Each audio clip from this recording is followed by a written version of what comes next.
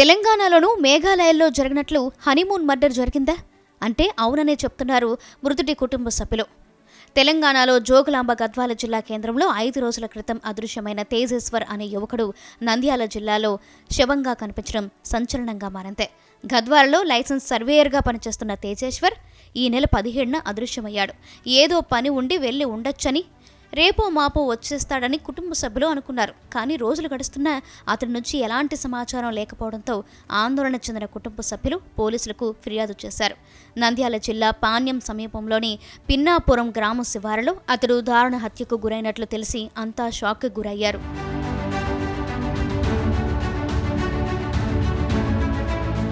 కర్నూలు నగరం కల్లూరుకు చెందిన ఐశ్వర్యకు గద్వాలకు చెందిన ప్రైవేటు సర్వేయర్ తేజేశ్వర్తో ఫిబ్రవరి 13న వివాహం నిశ్చయమైంది.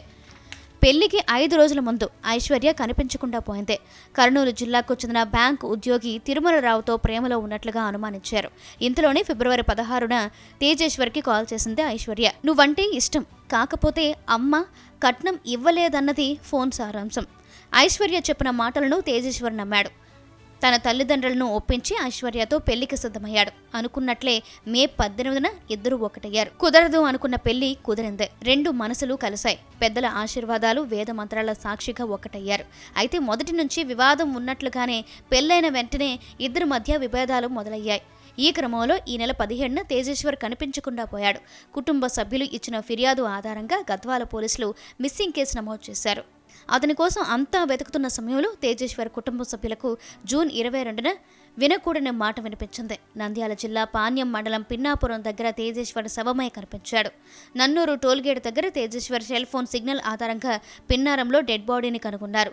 హత్య చేసి శవాన్ని అక్కడ పడేసినట్లు పోలీసులు గుర్తించారు. కర్నూలు ప్రభుత్వ ఆసుపత్రిలో పోస్టుమార్టం నిర్వహించి కుటుంబ సభ్యులకు డెడ్ బాడీని అప్పగించారు. ఇంటి నుంచి వెళ్లిన తేజేశ్వర్ కారు ఎక్కి వెళ్లినట్లు తమకు సమాచారం ఉందంటున్నారు గద్వాల పోలీసులు. కారు నెంబర్ గుర్తించి కర్నూలుకు వెళ్లినట్లు టోల్గేట్ ఎంట్రీ ద్వారా తెలిసిందంటున్నారు. కర్నూలు పోలీసులు ఇచ్చిన సమాచారంతో తేజేశ్వర్ డెడ్ బాడీ గుర్తించామంటున్నారు గద్వాల్ సిఐ గారు కాల్ చేశాడు. ఇట్లా ఒక బాడీ ఉంది, మీరు ఈ రూట్లో వచ్చారు కదా, ఇన్వెస్టిగేషన్లో బాగా మేము ఎక్కడన్నా అన్రోడ్ డెడ్ బాడీ చేసారు అని చెప్పేసి అనుమానంతో మేము కన్సర్న్ బార్డర్ పోలీస్ స్టేషన్ వాళ్ళకి ఇన్ఫామ్ చేయడం జరిగింది. మాకు వాళ్ళు ఇన్ఫామ్ చేశారు. మేము అప్పుడు కర్నూలులో ఉండటం వల్ల ఒక 1 అవర్లో ఆడికి రీచ్ అయిపోయాను. వాళ్ళ ఫ్యామిలీ వాళ్ళని కూడా అక్కడ పిలిపించి చెక్ చేయించాం. బాడీ డీకంపోజ్ స్టేజ్లో ఉంది, కంప్లీట్గా పురుగులు అటు వెళ్ళడం జరిగింది. చేతి మీద రైట్ హ్యాండ్ మీద ఒక టాటూ ఉంది అమ్మ అని, ప్లస్ అతనికి ఉన్న కడియాలు, ప్లస్ అతని బాడీ మీద ఉన్న వస్తువులు, చెప్పులు, వాటి ఆధారంగా వాళ్ళు తేజేశ్వర్ గద్వాల్లో మిస్ అయింది తెలిసింది.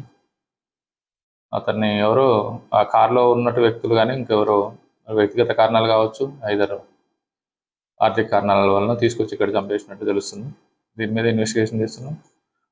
నిందితులను త్వరలోనే పట్టుకుంటాం. అయితే భార్య ఐశ్వర్య, ఆమె తల్లి సుజాత, బ్యాంకు ఉద్యోగి తిరుమలరావుపై అనుమానం వ్యక్తం చేస్తున్నారు మృతుడి కుటుంబ సభ్యులు కూడా. తిరుమలరావు పనిచేస్తున్న బ్యాంకులో సుజాత చిరుద్యోగి. వీరిద్దరి మధ్య సన్నిహిత సంబంధం ఉంది. క్రమేణా సుజాత కూతురు ఐశ్వర్యతో ప్రేమాయణం నడిపినట్లు స్థానికులు చెప్పుకుంటున్నారు.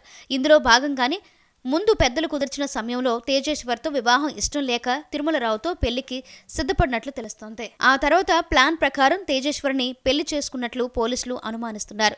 పెట్టుకున్న నెల రోజులు కూడా ఈ అమ్మాయి మా ఇంట్లో లేదు సార్. జస్ట్ ఒక 10 days మాత్రమే ఉంది. మిగతా రోజులన్నీ వాళ్ళ అమ్మ వాళ్ళ ఇంట్లోనే ఉంది సార్.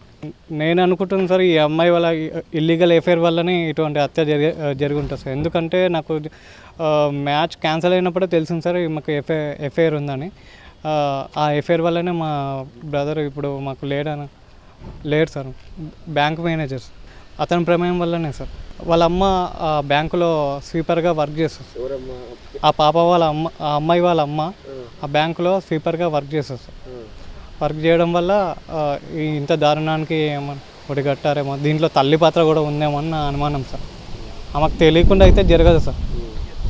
తర్వాత ఆ అమ్మాయి ఎవ్రీ విషయము తల్లితో కూడా షేర్ చేసుకుంటుంది సార్.